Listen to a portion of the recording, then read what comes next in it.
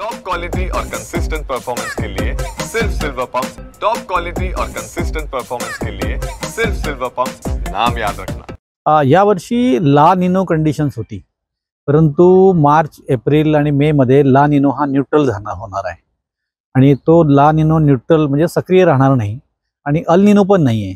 तर यावेळेस जे तापमान आहे हे तापमान मागच्या वर्षीपेक्षा जास्त राहणार आहे।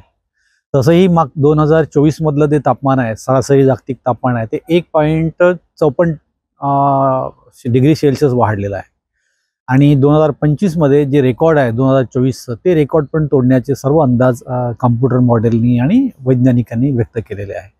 आणि 2025चं पहिलं जे जानेवारीचे वर्ष आहे ते गेल्या 100 वर्षातलं सर्वाधिक उष्ण वर्ष म्हणून गणलं गेलेलं आहे। आणि अजून फरवरी, मार्च, एप्रिल हे जे महिने राहणार आहे हे पण महिने गेल्या 100 वर्षातले सर्वाधिक तापमानाचे वर्ष राहणार आहे। म्हणजे हे जागतिक सरासरी तापमानाची आकडेवारी आहे।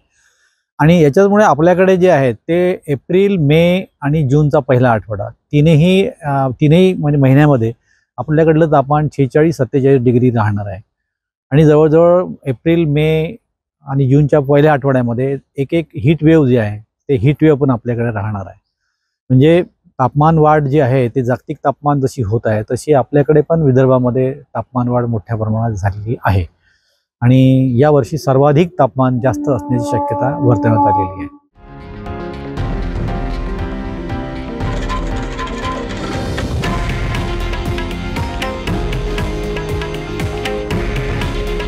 हे आहे देशातील नंबर 1 न्यूज नेटवर्क आणि आपण पाहत आहात TV9 मराठी। काळजी तुमची, हित महाराष्ट्राचं।